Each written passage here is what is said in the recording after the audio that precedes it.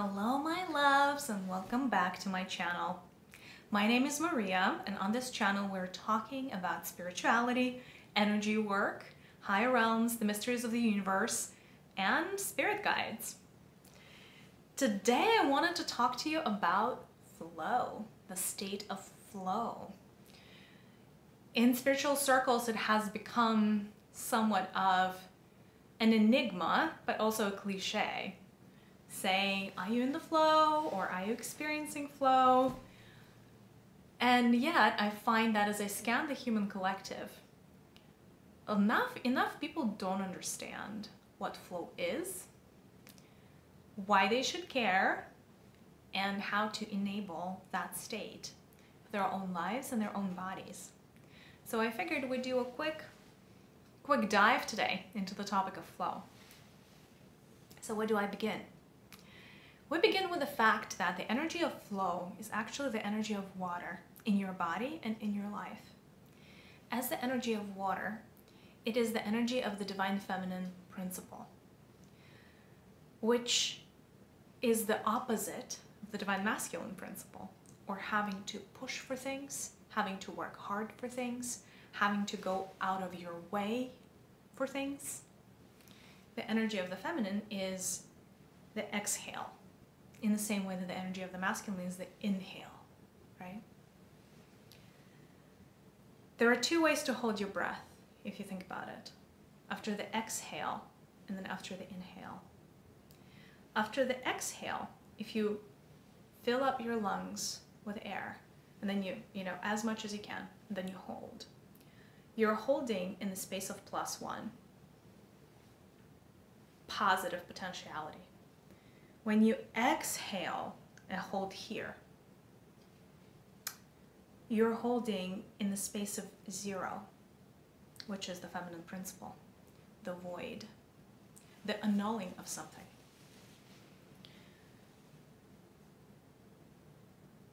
When I talk about this planet, I generally mention that this is a very masculine world.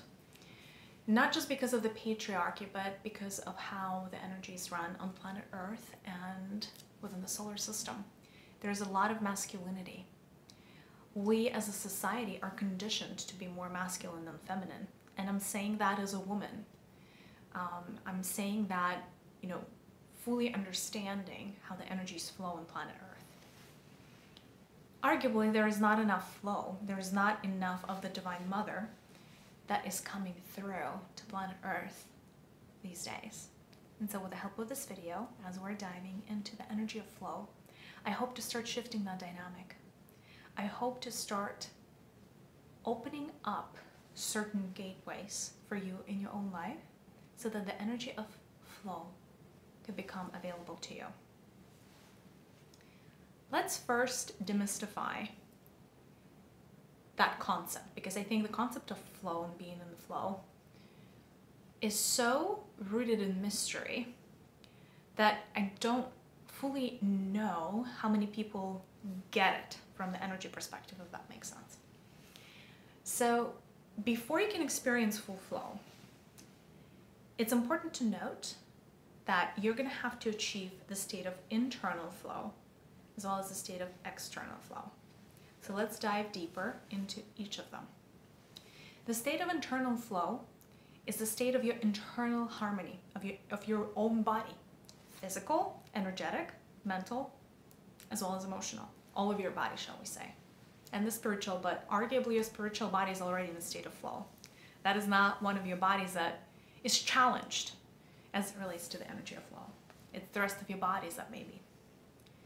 In order to uncover the energy of flow in your body, you're better off starting with your energy body, which is that first layer outside of your physical body, right?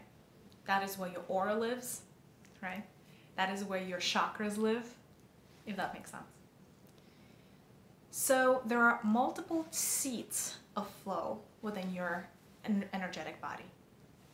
Because flow is the energy of water, flow also represents the feminine principle. There are two main chakras that would correspond to the energy of flow. Your sacral, which is your orange, Unfortunately, I cannot see it in the video. As I'm holding my hands, I'm holding it on my sacral, right? It's your second chakra. It's the orange chakra. Matches my fingernails. That one, the second chakra, right? After your root center. These are the sacral waters of your body. These are the waters of, your feminine creativity. These are the waters of your feminine expression, including your sexual expression. These are the waters of your self-concept, feminine self-concept. These are the waters that are connecting you to planet Earth, Mother Gaia. So before you can activate the state of flow in your body, you're going to have to work with your sacral energies. That's first. And then the second seat of the flow in your body is your third eye, the brown chakra. Brow chakra, located right here in the middle of your forehead. These are the higher dimensional waters. So if you think about it, right, there are many analogies for the third eye. Pineal gland, a pine cone is one, but another one is the lotus flower. Very often you would hear it in spiritual circles that the activation of your third eye is like the waters parting and the lotus flower coming to the surface and starting to blossom. As such, the energy of your third eye is connected to the energy of water by design. It is also connected to Kuan Yin, one of the ascended masters, one of the Eastern female ascended masters. She really held within herself the energies of the lotus a lot. The energies of the lotus were also very near and dear to Isis, the goddess of magic, motherhood, creation in Egypt. So both of these goddesses are connected to the energy of flow in your third eye. So as you're trying to establish that inner flow, right, before you can create the flow in your life, you're going to have to dive deep into the waters of your sacral and the waters of your third eye and activate them. You would be surprised, as I'm scanning the human collective, how many people have both of these centers completely dried out. That is the sad truth. So the opposite of flow is actually desert energies. Desert energies, the Sahara Desert is like a good proxy for that. Desert energies are the opposite of the feminine flow. These are the energies of the feminine constriction, the lack of abundance. Very often, desert energies are actually the energies of the woman that is in a state of criticism as it relates to herself, whether her physical appearance, her, achievements, whether that is her state, like whatever. If the woman is criticizing herself, the more she's criticizing herself, the more she is turning away from the energies of the flow into the energies of the desert. And the energies of the desert are the energies of the stepmother, actually. Because of that, they're becoming either selfish or manipulative. It's kind of like this, crusty, this bread that's like stale, right? There's no water, right? That's the whole point of the desert. There is no water, there is no flow. That's why it's so hard for anything to survive in the desert, especially in the, during the day, everything like literally hides, right? So, unfortunately enough, men and women live in the constant state of desert, both in their sacral center, but even more so in their third eye. So as you're inviting the energies of water in your physical and your energetic bodies, I want you to imagine, right? First, you always want to start probably with the lower waters, the energies of your sacral center. And I want you to imagine that there is a stream, and the stream is going to be sideways. It's like a sideways stream. And I want you to imagine that that stream is pulling the waters from an ocean. And they're starting to flow into your sacral center. Now, your sacral center, traditionally, when we study chakras, when we teach chakras, we speak of the energy of the sacral as orange. However, I will tell you that your waters, your sacral waters, are your unique color. So as you're going through this exercise, the practice of allowing the water to not only enter your sacral space, your womb space, if you will, but to also, you want to enable them to be anchored there, right? So they can come and stay. But I want you to pay attention what kind of water is beginning to enter your body. What color is it? What feeling does it give you? It'll be a very, very different color from each of you. If you are curious, you may even ask your guides or ask the universe what you're seeing and why you're seeing it. Why you're seeing a certain color. Sometimes it'll be like color therapy. If you're lacking a particular energy in your body, the sacral waters are going to come through carrying that blueprint. So your body can integrate it, hold on to it, and start actually emanating it, right? Because once a particular energy is anchored in your body, you are in a position to start emanating it, which is sharing it. Sharing is caring, right? So that's your sacral waters. These are the waters of, again, your self-expression, right? Because this is a chakra of expression. It is going to be unique to each and every one of you. It may have particles in it. Don't judge your water. Pay attention, what comes through, because that could be a very interesting thing for you to study in order to be able to understand yourself. One of the hardest humans for us to understand is ourselves, because we're so layered. We have been through so many experiences. There's so many incarnations, so many lives. We are complex beings. So anytime we get a chance to dive deeper and understand who we are at soul level, I believe we should take an opportunity to do so. So watch your waters. If you, for some reason, are seeing those waters being murky or not coming through pristine and clear, you get a chance to shift that in your body, right?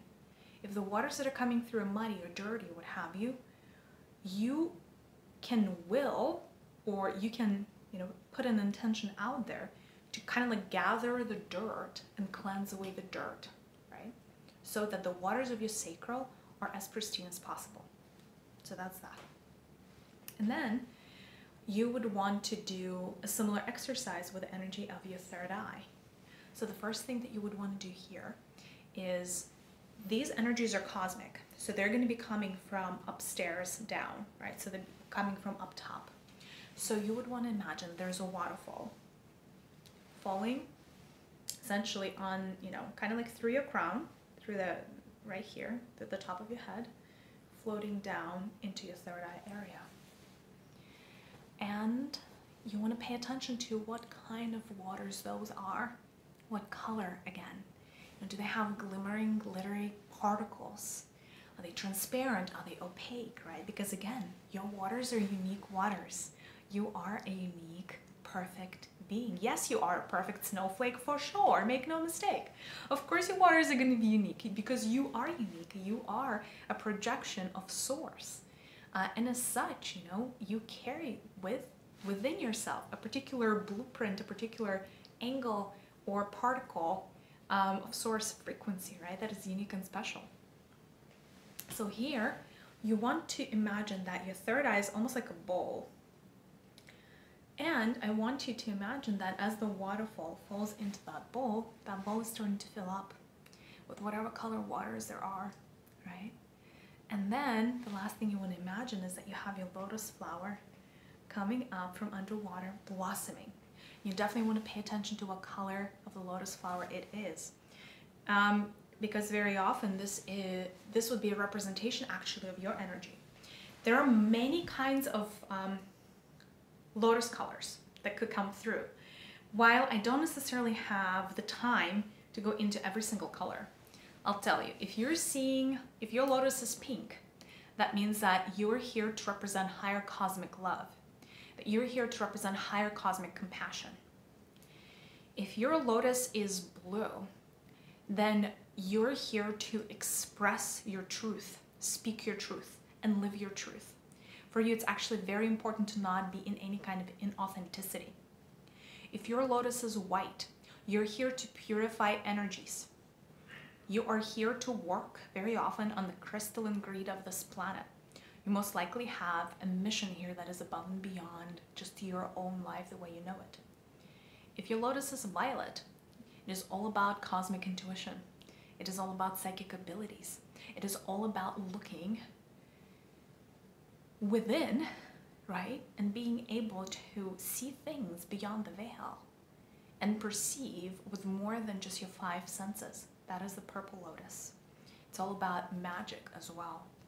And it's the flower, purple is a flower of mastery.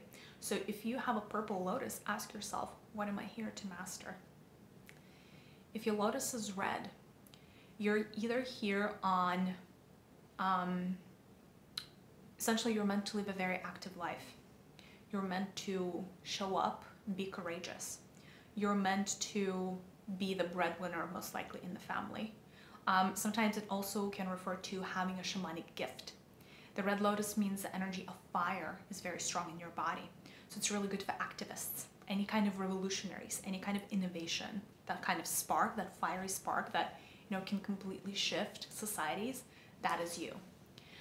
If your lotus is yellow, yellow is the color of wisdom. It's the color of joy. It is also the color of a very strong self-concept. So that means that if your lotus is yellow, you have come here to be true to who you are and not shy away, worrying that whatever you are is not what you're supposed to be. Somehow you're not enough, or, you know, you're going to be judged. Like the yellow flower the yellow lotus people need to be very comfortable with expressing the fullness of who they are and always following their path instead of the societal blueprint. If your lotus is golden, that means that you're here to receive higher cosmic frequencies, or maybe anchor a new template for planet Earth. This is a very high cosmic flower. So you may have come as a teacher. You may actually have special abilities. I don't know, such as telepathy, you name it. Definitely, you know, pay attention to your dreamscape. Pay attention to energy work. If you are a golden flower, a golden lotus, you definitely need to be doing some type of energy work. What do I mean by that? I mean, any energy practice, right, as well as meditation is literally the name of the game. If you're the black lotus, you have a very important ancestral mission. Black lotuses tend to be the ones that are the holders of the lineage. They have very, very strong protective powers. You have the magic within you that would enable you to almost like cloak everybody around you. It's kind of like, you know, it's kind of like bring somebody under your wing and like fully protect them. It doesn't have to be just a human. It could be the whole family, like I said, the whole lineage. It could be a group of people, a community, even the whole country. A lot of magical people, you know, mages, witches, wizards, priests, priestesses would see the black lotus. The black lotus is also the symbol of access to a lot of energy. So you have like a very, very strong core inside of you, but it's also a sign of access to the mysteries, whether that is the Akashic records, whether that is some ancient knowledge, hidden, occult, you name it. That probably also means that you can download things from the invisible realm, right?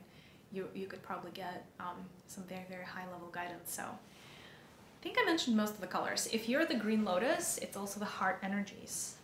And you are here to be a help of your community, to your community. This is the energy of mastering relationships. This is the energy of taking others as a part of yourself, right? And this is the opposite of the energy of the zero-sum game, meaning me versus them, right?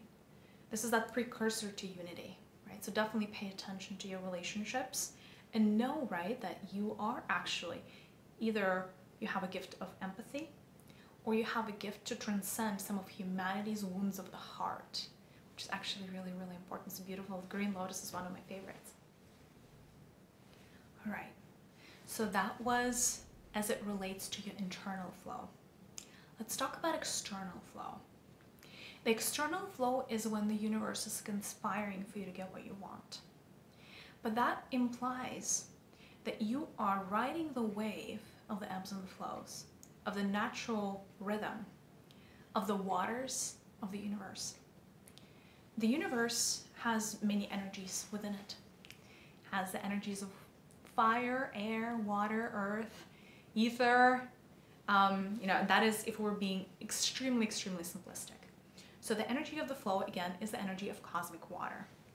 So part of it is also me being in sync with the divine femininity aspect of this reality.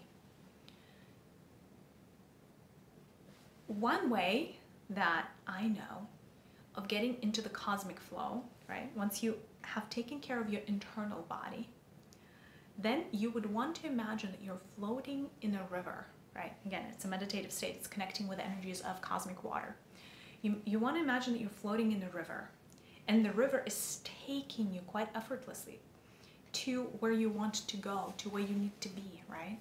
And as a human, you don't always need to have the answers. In fact, it's better if you don't, in terms of the how. As a human, you just need to know the what. Like, what is it that you want? What is it that you're committed to? And stop there, right? And then just trust. Because the vibration of trust and surrender is actually getting you into the state of those cosmic waters. One thing I will tell you here is this. When you work with the energies of the flow, and when you imagine yourself floating in this grand space, in this cosmic river, one thing that I find most people have no idea about is which part of the flow are they in. I don't know if I just blew your mind. But not every external state of flow is created equal. So how do I explain this? Imagine that you're traveling on a boat in a river. And it's a very, very teeny tiny river. And that river flows into a bigger river. And that bigger river then flows into a much bigger river. And the much, much, much, much bigger river flows into the ocean, right? All of these rivers, the absolute tiniest one, the mid-range one, the large one, and the ocean, all represent cosmic flow. However, their potency is quite different. So if you find yourself in the cosmic ocean of flow, that is the place of full presence, like full abundance, right? That is where there's no limitation. Like, as it relates to the greatness of the cosmic ocean of the mother, nothing is impossible for that. However, if you go down the path, let's say into the mid-sized river has its limitations. How do I know this? The mid-sized river has its banks. Every river has a bank, right? Now, it's directed flow of energy still, right? And in order for the waters to flow, they actually need banks because they need limitations so that the water can make its way, despite the limitations or thanks to the limitations.